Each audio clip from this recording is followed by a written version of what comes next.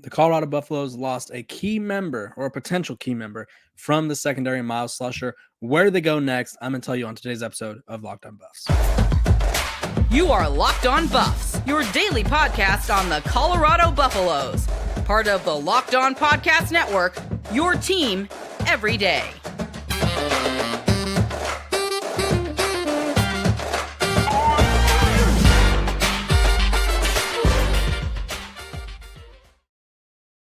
Welcome to Locked On Buffs. I am your host, Kevin Borba. Today's episode is brought to you by Game Time. Download the Game Time app, create an account, and use code LOCKEDONCollege for $20 off your first purchase. We are also brought to you by the Locked On Podcast Network. It's your team every day for free and available wherever you may get your podcast. So thank you guys for tuning in, making me your first listen of the day.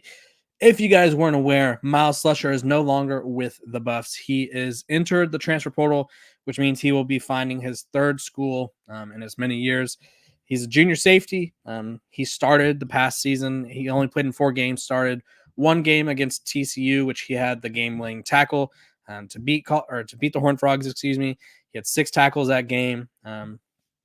However, which has kind of been an issue throughout his career. He was injured and was only able to play in 3 games the rest of the season, only had 17 tackles. But during his time at Arkansas, he had 15 starts, 93 tackles, 9 tackles for a loss, 2.5 sacks, and 2 picks. So, obviously, you look at kind of this secondary, and I wouldn't say they're in huge trouble, but I do think that now with the loss of Myles Slusher, they maybe should consider going to the portal and bringing in a safety. Now, if you guys have been following me along, you guys know that running back is a priority, linebacker is a priority, and now I think safety is another one that they could add to the mix, where it's one of those things where I think they could use some more depth because, again, you say Shiloh Sanders goes down, which obviously you never want anyone to get injured, but it could happen. Then you're relying on a guy like Carter Stottmeyer, who's playing corner, who moved from corner, or Marion Cooper, excuse me. He's also a guy that's expected to play some safety this year. But I feel like it helps to have sort of a full-on safety, someone who realistically has experience. They also have Adonis Forrest, who transferred in from Eastern Illinois. They have the JUCO ranks. So he's kind of been all over the place. Started his career at Morrow Catholic High School, went to Contra Costa College in California, which is a JUCO, and then went to Eastern Illinois, and then obviously flipped to Colorado. So it's one of those things where I think Colorado could use some more depth, but at the same time, I wouldn't be too worried if they didn't add anyone because you never know. I feel like Coach Prime and Robert Livingston are going to be cooking things up back there in the secondary. But losing Myles Slusher is a bit of a disappointment. He's someone who I looked at him and I looked at what he did at Arkansas, and I was like, okay, this guy should work. This guy should fit. He just needs to stay healthy. He just needs to stay on the field. And we saw it first game. He obviously made a huge impact, made the game-winning tackle. So I was like, okay, he's good. Like it's gonna work out for him. And then it's like, okay, he gets injured, maybe he'll come back. And then he just never quite came back. Obviously, only played in 3 more games. So if you're looking at this Colorado depth chart now, you have Cameron Summan-Craig, who played quite well last season. You have Shiloh Sanders starting at the other safety spot. Then you have Idaho State transfer Herman Smith, and then Carter Stottmeyer, who, if you guys remember, played corner as a freshman. He was, which I'm not saying this was like the only thing to remember him for, but this was one of his more memorable moments was him yelling at Coach Prime on the sidelines. So he's one of those guys. And then Brandon Gantz, who we really haven't seen or heard much about, he is someone who can play safety as well. So I think there's a lot of room for growth in this room. I think there's going to be, I don't know what kind of caliber players are going to be in the portal. I've heard everything from there's going to be some elite guys at certain positions to a position like quarterback. There's not going to be many guys, obviously, because it's hard to win a job in fall camp. It's hard to go into a camp that's literally from, we'll say July or August through September or whatever. We'll say 50 days, 60 days. It's hard to like go through a camp like that and win a job outright. It's just not possible for quarterbacks. So there's not going to be high-level quarterbacks, but there may be high-level safeties. There may be high-level linebackers and running backs. So I think that's where Colorado needs to go. I also wanted to give you guys an update on Jack Wiltie, who, as we all know, is someone who transferred out of the program, bringing the the program total of transfers to, I think it's about 9 or 10 guys that left. Let me pull up the exact number. The guys that left after Coach Prime's first year. So they had, excuse me, let's see, transfers.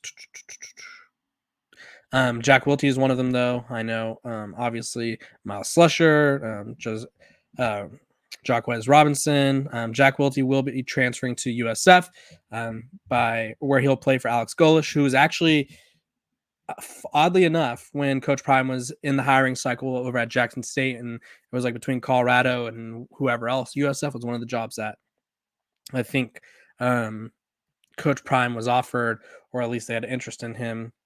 But I was there we go. I was trying to find their outgoing transfers. Let me tell you. So Myles Slusher is currently the newest addition. He's a former 4-star recruit.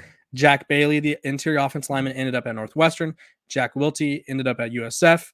Jacquez Robinson and Willie Gaines reportedly, or at least aren't listed as having found their next home yet. Kendrick Breedlove, former corner, Purdue. Jeremiah McCrimmon, offensive lineman, offensive tackle, hasn't found his home yet. Mikey Harrison, the tight end, San Diego State.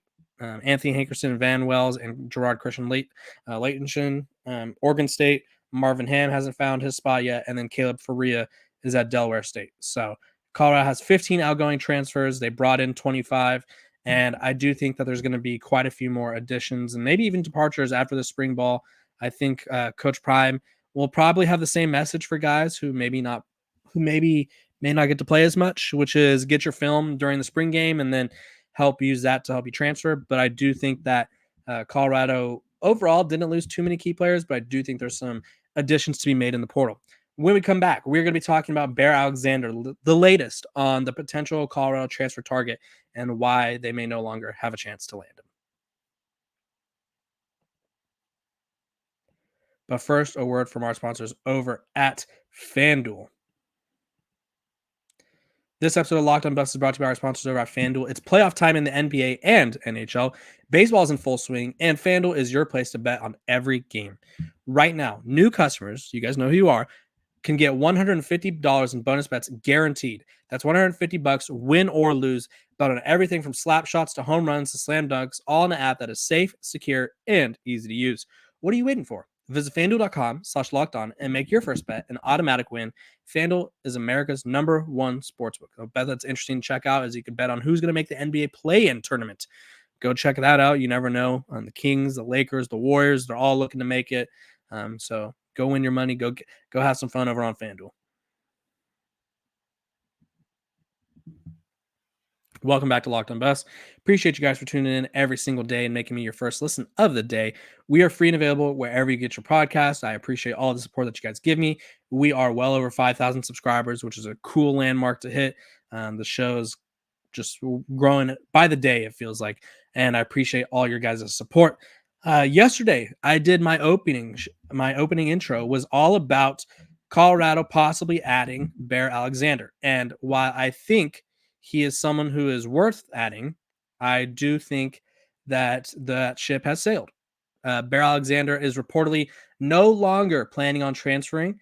There was a statement released today that basically said he wanted to finish out what he was starting, from what I gathered, and obviously that's, I don't want to say it's a huge loss for Colorado because they obviously never had him, but it was one of those things where it's like, oh, that was a quick little. That was a little quick little, I guess, moment in time. He tweeted, "I'm not crystal clear on all the noise or what any of this portal mess is. Actually, I'm here to finish what I started, and that's chasing a natty here at USC with my teammates." And so obviously that means he'll be back in Los Angeles next year. And that obviously also means that, and we all know that this is likely true, more true than not, the NIL check hit. I think that was probably one of the bigger maybe issues in his recruitment and issues in his transfer portal adventures was he was very much based off of NIL. How much money can he garner? That was the biggest influence in his decision to transfer from Georgia to USC. And now it appears that USC made sure that those checks did not bounce and that they got them to Bear Alexander. So that way he can remain a Trojan. So if you're Colorado, and I talked about this yesterday, I thought he could have been a potentially good add based off of the potential he brings. He's a future NFL talent, hasn't really produced much, but again, future NFL talent. There's always room for guys like that on rosters. But at the end of the day, Colorado has Chidozie Nwankwu. They have Quincy Wiggins. They have Anquin Barnes. They have Shane Cokes and Mari McNeil. They have depth. It was and they have Torian Carter as well from Arkansas. They have depth at that position. It was just would have been nice to have a surplus of depth. You know, a guy like Bear Alexander could start with Chidozie Nwankwu, and they would form a very, very ferocious front. Now, obviously, Colorado still has some dogs. They still have some guys, but I was thinking if you get Bear, you kind of have ultimate depth at a position that was your weakness last season. And I know a lot of people were commenting, "Oh, he's not going to go to Colorado. Oh, why do they need him?" You always need depth. Injuries happen, discipline issues happen. Clearly, Colorado has some sort of discipline issues at this moment with obviously the academic stuff and then also the locker room trashing. So Colorado could have used another top player like Bear Alexander, come in the middle, kind of be a force up front. But he decided not to stay. It was also going to be somewhat of a risk. And this isn't to shoot down Bear Alexander. The same guy that I think would have helped Colorado tremendously in the trenches is a guy who has shown little to no, I don't want to say loyalty, but we'll go with loyalty. Had he transferred, which obviously the portal opens on the 15th, so we still don't know if he's going to transfer or not, he would have been on his 7th school in as many years. He went to 4 different high schools and then would have been his 3rd college. So obviously he doesn't really stick around for long. And you never know if he came to Colorado, would he have been here for the long run? Would he have just played 1 year, declared for the draft, or transferred again? Really, there's no transfer restrictions anymore. He probably would have graduated too. So that would have been a really interesting kind of storyline to look out for. But all we know for right now is that Bear Alexander personally said that he will not be in the portal, which means Colorado will either have to look elsewhere for more depth at the defense line spot, or they'll just have to rock with the guys, with the fellas that they brought in and that they have already, and just be like, you know what, we're good. You know, we have Anquin Barnes, who is a monster at, I think he's like 6'5", 315. We have a guy in Quincy Wiggins who hasn't played a lot, but he's someone who realistically could make an impact. 6'5", 315 for Anquin Barnes. He's ginormous, hasn't played a lot. And then Quincy Wiggins is another big dude. Torian Carter, he's a big fella as well that played a lot for Arkansas. This is the difference in size last year. So Anquin Barnes, obviously we don't know his role. He was 6'5", 315. Torian Carter, 6'3", 303. And then there's Shane Cokes, who was starting, or Shane Cokes, excuse me, who was starting last season for Colorado. He is listed as 6'3", 275. So 30 more pounds of girth in that in the trenches with Torian Carter, and then about 45-ish for Anquin Barnes. So Colorado's bigger. They're going to be more physical. They're going to have the ability to rotate guys in that are actually going to be able to make an impact. And realistically, it's just a much better situation than what they were in last season. Speaking of much better situations, I think should Colorado land this quarterback of this recruiting quarterback, or this quarterback recruit, excuse me, I think they could be in a much better situation in their quarterback room. But I'll talk about that after the break.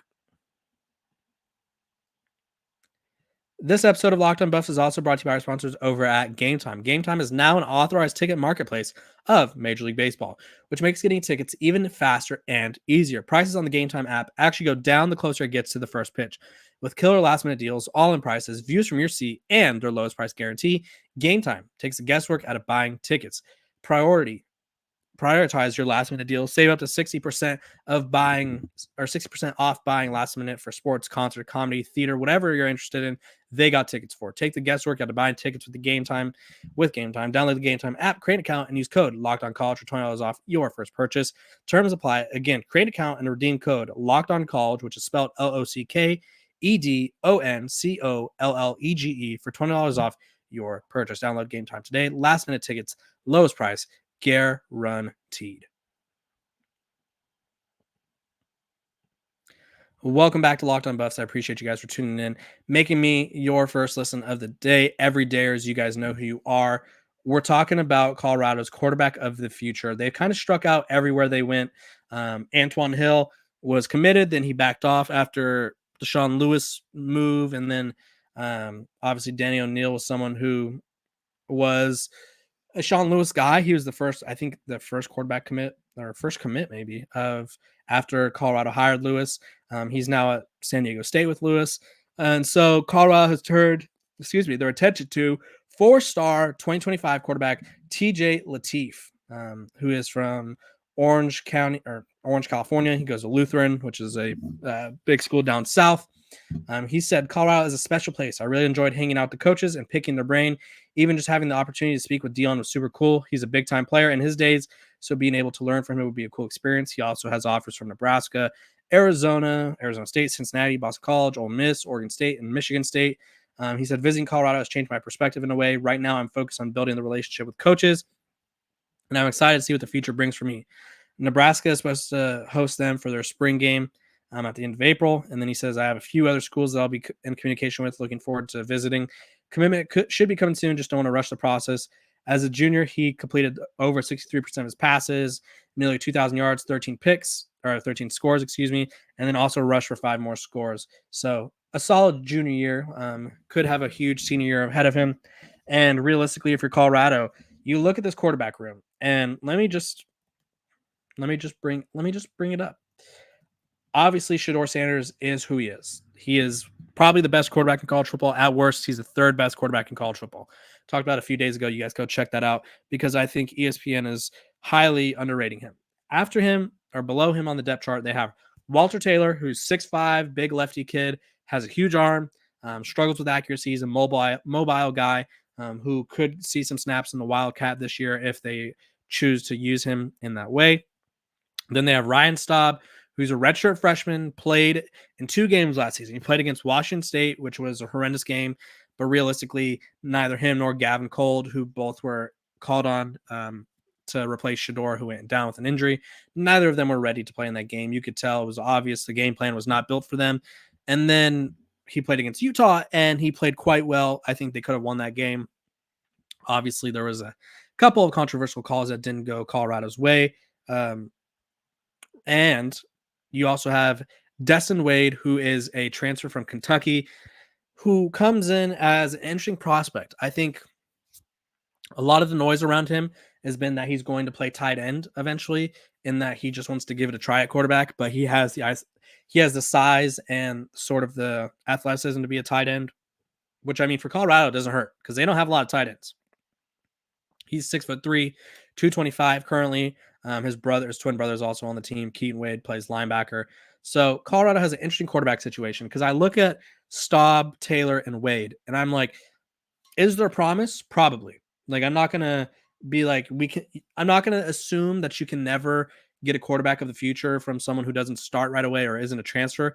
But if you're Coach Prime, do you take a chance, or do you try to add one of these highly touted quarterbacks like TJ Lateef, who, mind you, let me pull up his ranking real quick.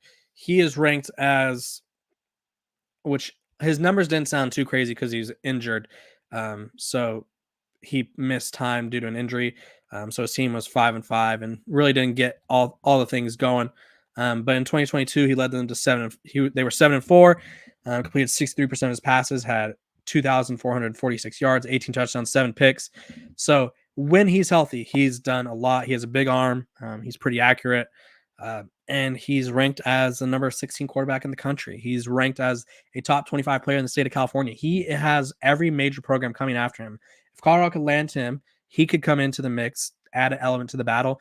And then you also have guys in the transfer portal, which I think Colorado may get active in the portal. Shocker, I know.